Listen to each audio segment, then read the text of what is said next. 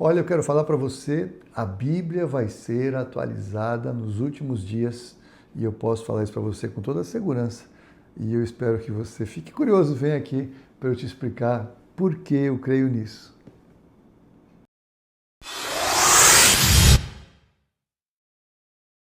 Olá, bem-vindo. Eu sou Haroldo Maranhão. Neste momento aqui, nesse meu canal que eu trato de outros assuntos também, estou falando especificamente de escatologia, estou falando do cenário futuro. E eu quero que você, que talvez ficou assustado comigo, né? Não, eu não estou falando de atualizar a Bíblia, de mudar o Evangelho, de mudar a salvação, de mudar as coisas. O que eu estou falando é que nós estamos, alguns de nós, caindo numa grande cilada, que é tentar discutir eventos futuros a partir da falta de informação que nós temos sobre o que virá, em muitos aspectos. Por mais que tenham aí centenas de canais falando muitas coisas sobre o futuro, o que nós podemos falar sobre o futuro é especulação, não é necessariamente a verdade. E quando eu falo sobre isso, eu tenho muita tranquilidade, porque eu gosto de compartilhar e de falar o quê? Nós aqui, então, a igreja tem 2000 anos, né? Começou lá em Atos 2, a igreja de Jesus, então tem todas as denominações e tudo bem, nós somos uma igreja aqui não denominacional, temos a nossa doutrina, cada um de nós procura crer da melhor forma, ainda mais um pastor que prega, que tem responsabilidade com as suas pessoas, eu procuro ter certeza que eu estou pregando a verdade, que eu estou encaixando a verdade, que eu estou interpretando a verdade, eu tenho uma equipe de gente que me apoia, que me ajuda, tem um ministério de ensino incrível aqui na igreja, tem pessoas com dons de profecia, dons de ensino, de mestres na palavra, que me ajudam, então, mesmo assim, eu procuro sempre ter convicção que eu estou pregando a verdade, porque eu vou prestar contas a Deus no futuro. Então, por que eu coloquei tudo isso? Porque, puxa vida, tem denominações com gente muito mais séria, muito mais preparada, muito mais profunda do que eu, e que os caras até hoje ainda não concordam se nós fomos salvos pelo livre-arbítrio ou pela predestinação, se batizamos ou não crianças, se batizamos por imersão ou por aspersão, se... pontinho, você já entendeu o que eu estou falando? Se a ceia é de um jeito ou de outro. Muitas questões, as igrejas divergem e nós estamos olhando para trás e nós vemos tantas pessoas estudando e falando e compartilhando e divergindo, mas se todos nós pregamos Jesus Cristo como Senhor e Salvador, somos então cristocêntricos, então aí temos a salvação pela graça por meio da fé, e se fizermos o que fizermos de bom coração, o Senhor não vai levar isso em conta, porque o que Ele vai levar em conta é a salvação em Cristo. É o preço pago, é sermos feitos filhos de Deus. Então, nesse caso, as divergências doutrinárias, se somos cessacionistas ou não, se o Espírito Santo parou de se mover ou se move nos dias de hoje, o que se move nos dias de hoje. Então, nós não temos pacificado a nossa doutrina do passado. Então, o que nós vamos fazer com a doutrina do futuro? Como é que nós vamos olhar para frente e falar, nós somos pré, pós, mid, se Israel é uma coisa ou é outra, o que significam os símbolos de Apocalipse? Não, são helicópteros, não, são anjos, não, é um exército real. Cara, nós não temos a menor condição de definir o futuro a partir, aí sim aí vamos divergir, do arrebatamento.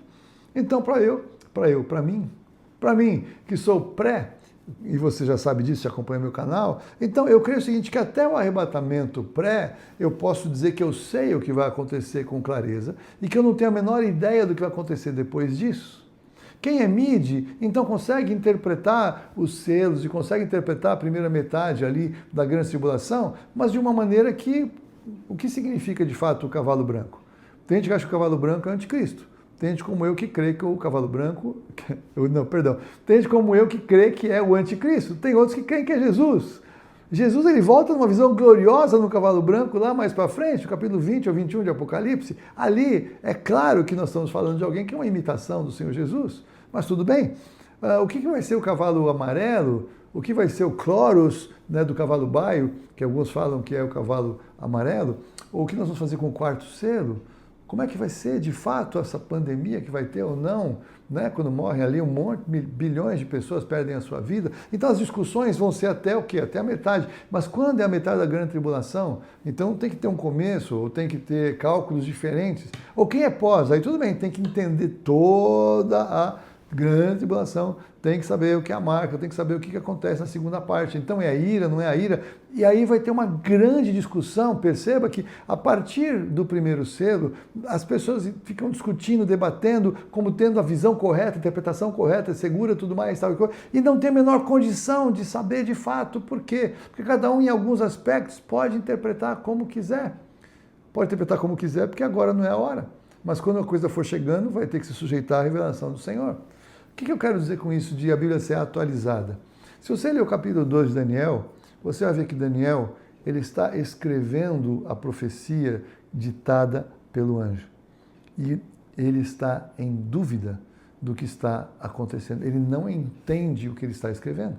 E o anjo fala, Daniel, é o seguinte, o anjo não falou assim, eu estou parafraseando. Daniel, é o seguinte, olha, fica tranquilo, não é para agora. Isso é para muito tempo à frente. Quanto a você, você vai descansar e você depois vai ressuscitar nos últimos dias e você vai receber a sua herança. Então fique em paz, não é para você saber. Aí Paulo chega, por exemplo, em 2 Tessalonicenses, capítulo 2, versículos 1 e 2, irmãos, no que diz respeito à vinda do nosso Senhor Jesus Cristo e à nossa reunião com Ele, nós vos exortamos a que não vos demovais da vossa mente com facilidade, nem vos perturbeis, quer por espírito, quer por palavra, quer por epístola, como se procedesse de nós, supondo tenha chegado o dia do Senhor. Então o Paulo estava falando naquela época que podiam distorcer a epístola dele, ou chegar a uma falsa epístola dele, falando sobre os últimos dias, falando sobre o dia do Senhor, supondo que já chegou. Então veja que Paulo já tinha essa revelação de que as coisas vão mudar. Então eu estou compartilhando o que eu creio em relação a atualizar a Bíblia. Para mim, Haroldo Maranhão, eu creio. Você pode divergir de mim, está tudo bem. E se você é mídia e pós, você não vai concordar exatamente comigo, mas se você é pré, você vai entender o que eu quero falar.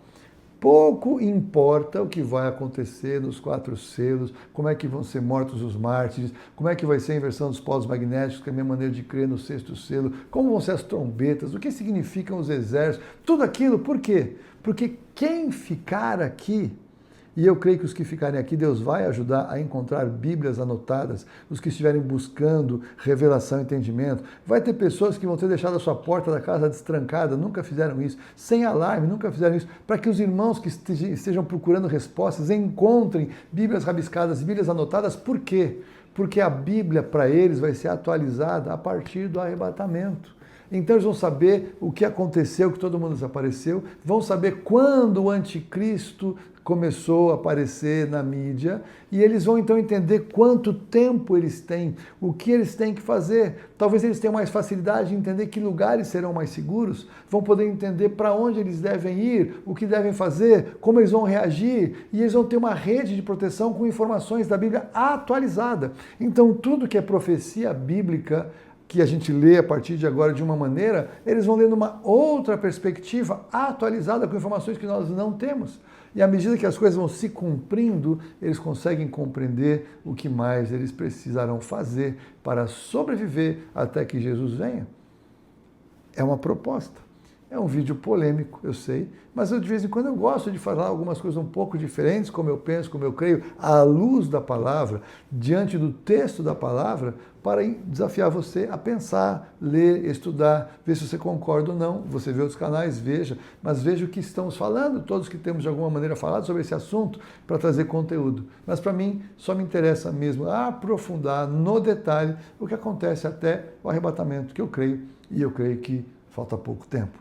Precisamos estar preparados para sermos levados pelo Senhor, para estar com Ele para sempre, para o encontro do Senhor nos ares, como Paulo diz, como Jesus fala em João capítulo 14. Nós precisamos estar prontos para ser arrebatados. Ponto. Essa é a minha escatologia. Eu tenho um monte de especulações sobre o futuro, claro que sim, falo sobre elas, falarei. Mas eu digo, esse não é o momento de discutir esse tipo de coisa, e é onde o pessoal mais briga, é daí para frente. Nós temos que preservar a unidade da igreja, a unidade do corpo. Jesus Cristo vem, todos concordamos. Então vamos fazer a nossa parte, pregar o evangelho, porque o tempo está acabando e tem pessoas ao nosso redor que precisam ouvir. Essa é a minha reflexão de hoje. Deus abençoe sua vida, em nome de Jesus. Até o próximo vídeo, se Deus quiser.